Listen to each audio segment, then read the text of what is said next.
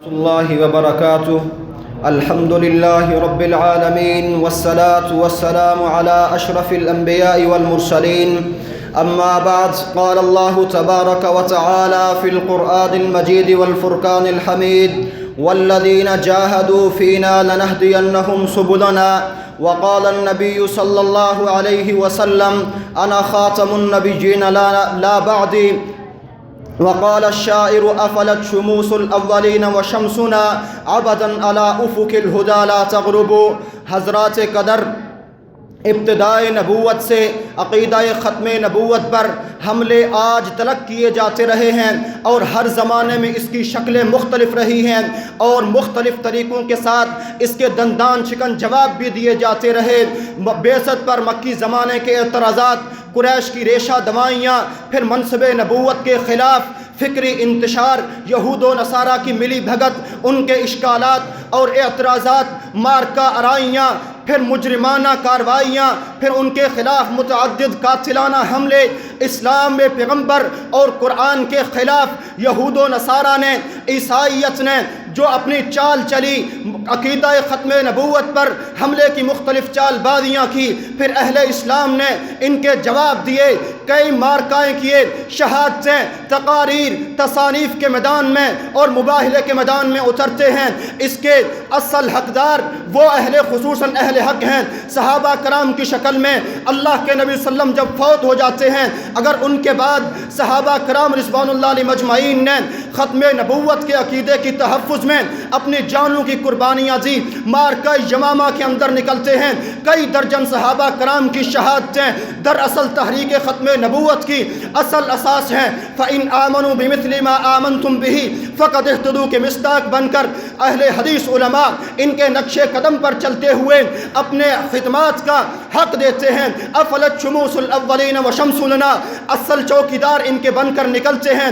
سب سے پہلے محمد حسین بٹالوی رحمہ اللہ نے جب مرزا قادیانی کی خبر کو سنا کہ وہ اس ناپاک سازش کے اندر لگا ہوا ہے، اس کے پاس گئے، اس کو بات سمجھائی۔ جب اس کو بات سمجھ میں نہیں آتی، پھر دیکھا کہ اسلام کے حدود کو پھلانگ کر یہ کفر کے آغوش میں آ گرا ہے، پھر سپر سینہ ہو کر اس کا مقابلہ کرتا ہے، مناظروں کی صورت میں، مباہلوں کی صورت میں، چیلنج کی صورت میں۔ لاہور کے اندر سب سے پہلے مناظرہ ہوتا ہے حکیم نور الدین کے ساتھ، پھر ان کے بعد تصانیف کی باری آتی ہے، 5 کتابیں لکھ ڈالتے ہیں۔ الفضل ما شہدت بہ الاعداء، قادیانیوں کے اخبار الحکم کے چیف ایڈیٹر لکھتے ہیں کہ ہاں، میں نے حسین بٹالوی رحمہ اللہ کی موت کی خبر کو فی الحقیقت رنج و افسوس میں پڑھی ہے، وہ اس لیے کہ ایک ایسے عالم دین اور اہل علم تھے کہ جنہوں نے ختم نبوت کے اصل حق کو، اس کے چوکیدار ہونے کے حق کو ادا کیا ہے۔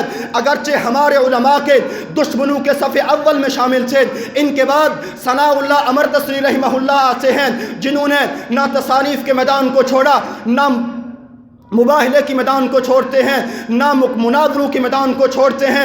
محترم بھائیوں، جنہوں نے ختم نبوت کے نام سے مستقل تحریکیں بنائی ہیں، وہ بھی اس بات کی گواہی دیتے ہیں۔ مولوی اللہ وسایہ رحمہ اللہ اپنی کتاب تذکرہ مجاہرین ختم نبوت صفحہ 114 میں نقل کرتے ہیں کہ ہاں، اگر شیر پنجاب کا لقب دیا جاتا ہے تو ثناء اللہ امردسری ہیں رحمہ اللہ ہیں، کیونکہ انہوں نے مناظرے کے مقابلے کے اندر ان کے میدان میں ڈٹ کے ان کا مقابلہ کیا ہے۔ ہاں، اگر سب سے پہلے کتاب لکھنے کی باری آتی ہے تو سب سے پہلے مولانا اسماعیل علی گڑھی رحمہ اللہ 44 صفحات پر مشتمل رسالہ لکھتے ہیں۔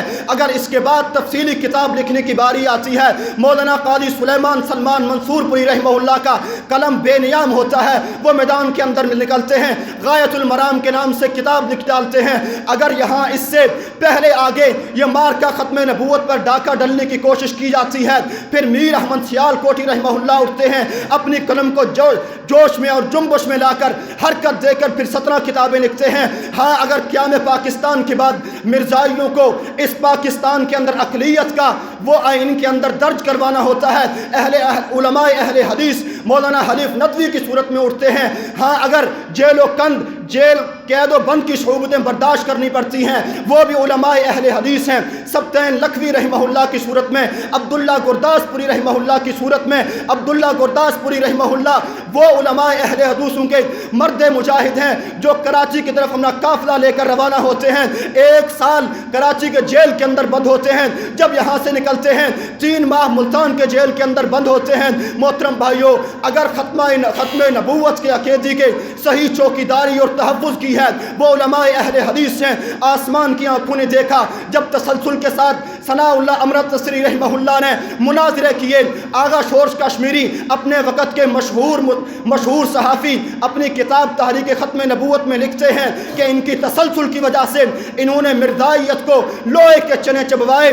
پھر آگا وہ مرزا قادیانی اس بات پہ کہنے پر مجبور ہوا کہ میرے سب سے دشمن یہ علماء اہل حدیث ہیں، انہوں نے خود اقرار کیا۔ پھر مسئلہ یہاں تک آیا وہ خود مباح لا کر بیٹھتا ہے، کہتا ہے کہ جھوٹا سچے کی زندگی میں مر جائے۔ پھر آسمان کی آنکھوں نے دیکھا تھا کہ میزبان کے گھر کے اندر لاہور کے اندر یہ مرزا قادیانی پلید ملعون مردود ہوتا ہے، اور اس کے 40 سال بعد مولانا صلاح اللہ امرت نصری رحمہ اللہ اپنے رب کو پیارے ہو جاتے ہیں۔ محترم بھائیو، علماء اہل حدیث کی خدمات یہ اعلان کرتی ہوئی نظر آتی ہیں کہ جان دی ہوئی اسی کی تھی، حق تو یہ ہے کہ حق ادا نہ ہوا۔ وما توفیقی الا باللہ۔